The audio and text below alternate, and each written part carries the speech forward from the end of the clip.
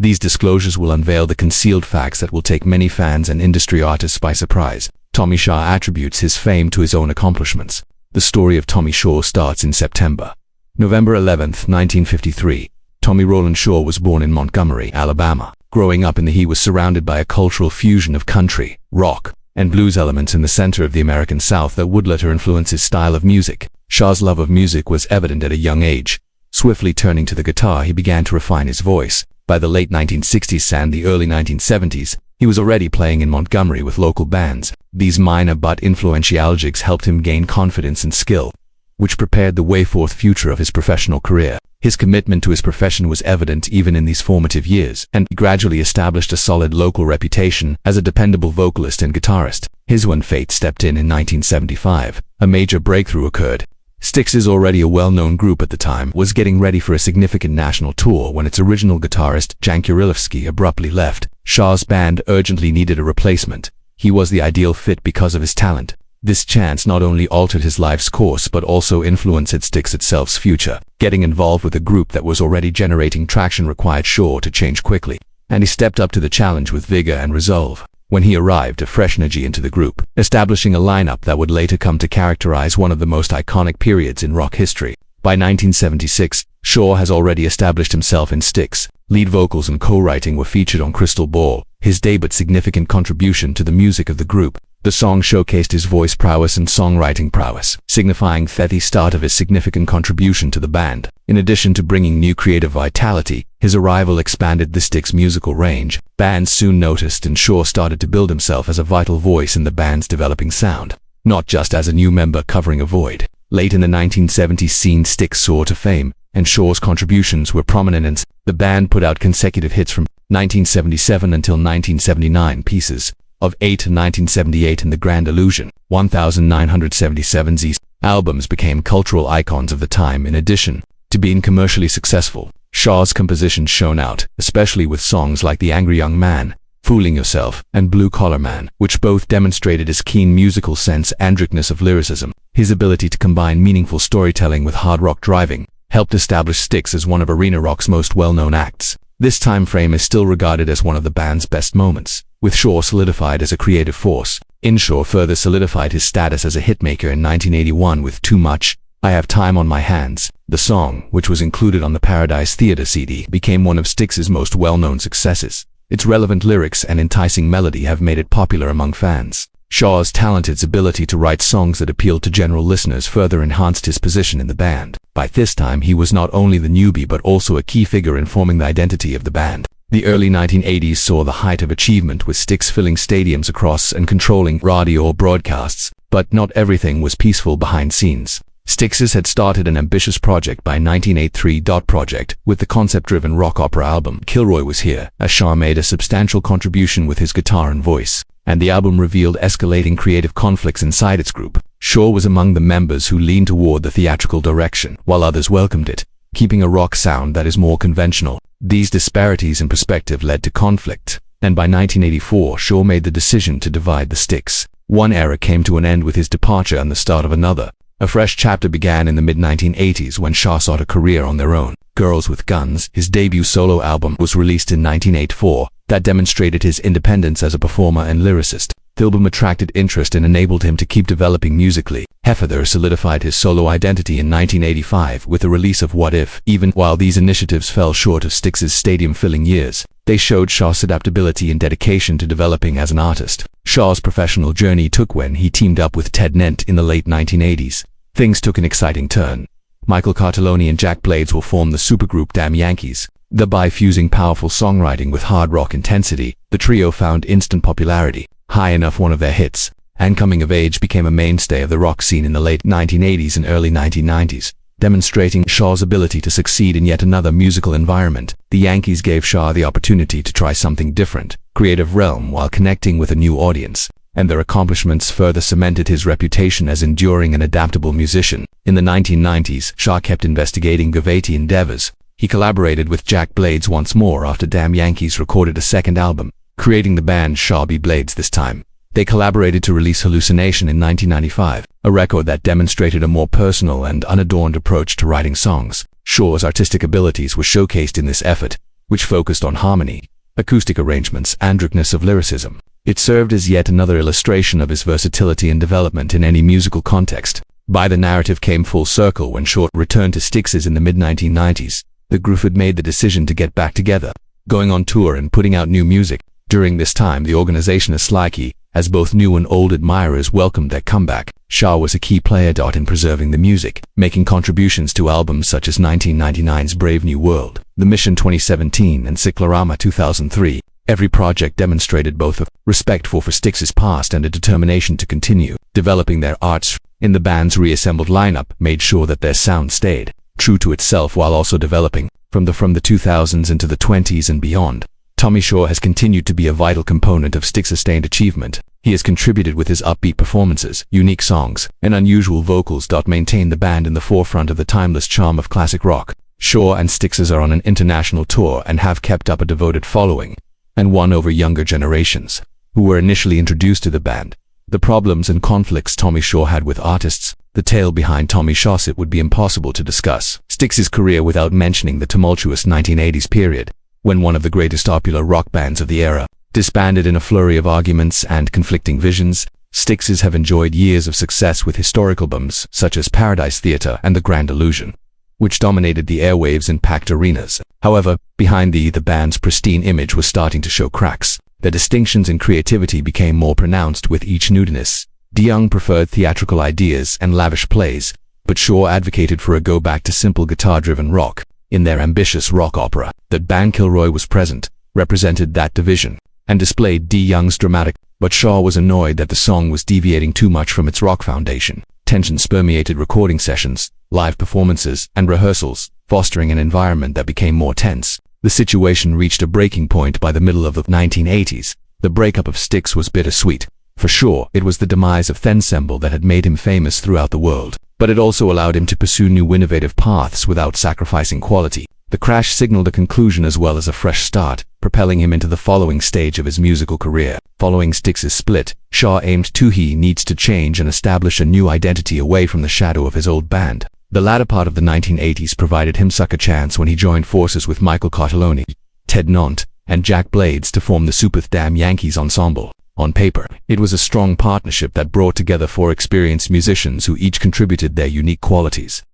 The praise was not uniform, though. Critics frequently claiming that Damn Yankees was a supergroup experiment that focused more on fusing well-known names than creating a band having a strong foundation in the arts. The ensemble was rejected by several commentators as a transient endeavor intended to profit from and market appeal as opposed to establishing enduring artistic legitimacy. Regarding Shaw, such criticisms were annoying to those who had truly contributed to the band's innovation. However, the indisputable Damn Yankees' commercial success cemented its legacy in rock history, demonstrating both the potential and the dangers of well-known partnerships. The project demonstrated that, although celebrity can spark interest and draw attention, and Shaw once again discovered himself at the focus of both awe and controversy. As his professional life progressed, the personal toll of it got more difficult to ignore the rockstar lifestyle. Like many of his musicians, Shaw experienced the strains of continuous touring during this time, the expectation that to live a song after hit, as well as the constant temptations that accompanied celebrity. He has been candid regarding ethics on substance use during this time,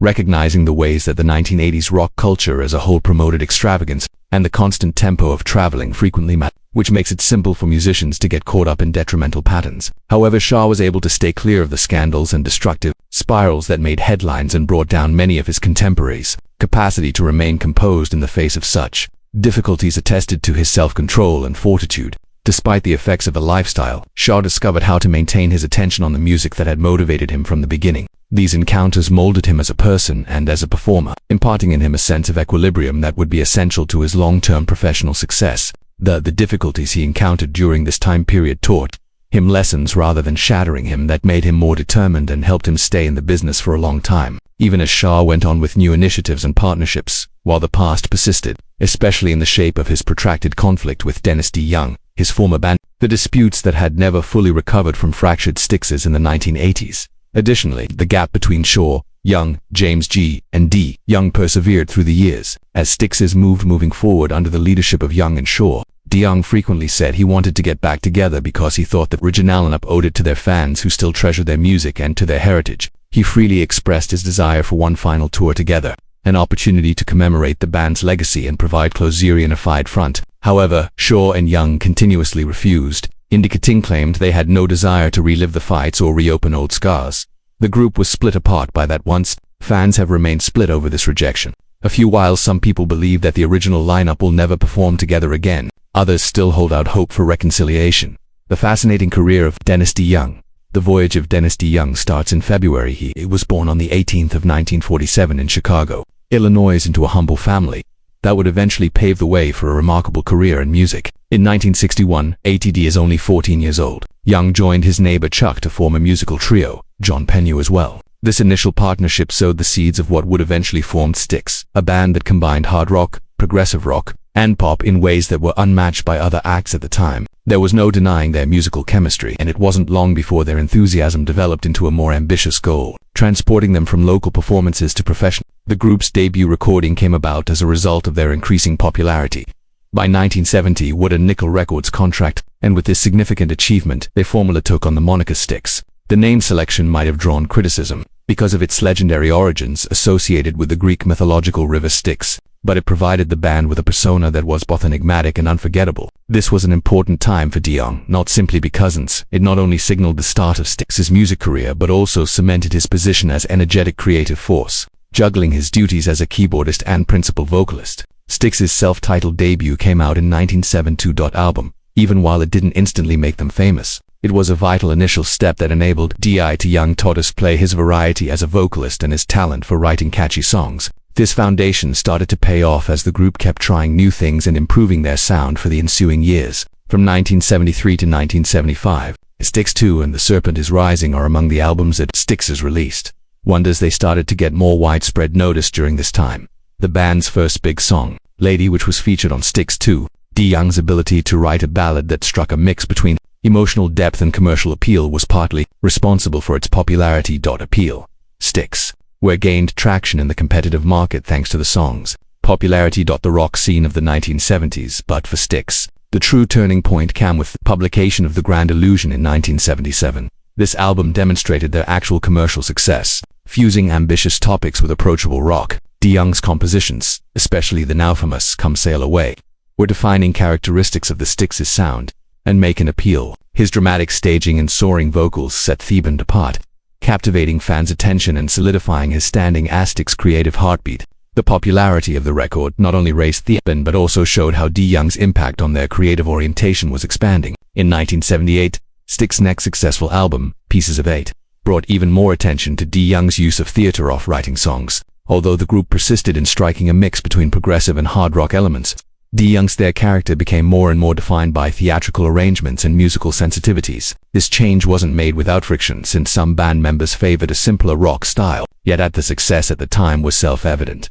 DeYoung had the ability to see with propelling Styx, reaching unprecedented heights, captivating audiences. In 1979, the year after, delivered an album called Cornerstone, which featured one of the most important things Young did for the band's catalog, Babe, the ballad. In addition to rising through the charts, this song became Styx's first and only #1 single in the United States. Babe, however, showed DeYoung's talent for creating emotionally charged, commercially successful music. Also heightened arguments within the group regarding their creative path. While some welcomed the rise of the mainstream, others were concerned that the group was deviating too much from its rock foundation. Babe, however, continues to be a defining mint in as well as Styx's Young's professions. As of 1981, DeYoung's impact on When Paradise Theater was released, Styx's became more apparent than ever. Album, which he led in considerable part, both musically and lyrically.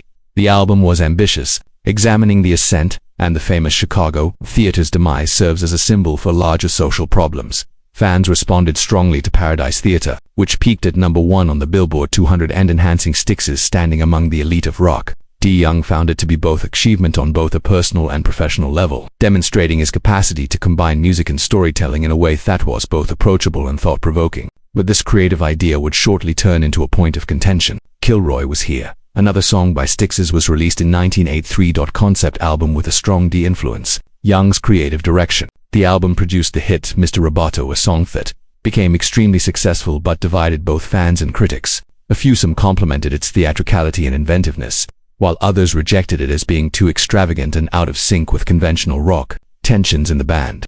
escalated to a breaking point. DeYoung's aspirations for theater ran counter to the other members' preference for a simpler strategy, and by the mid these disputes played a part in Styx's dissolution in the 1980s. After this split, DeYoung was resolved to forge his own way and pursued a solo career.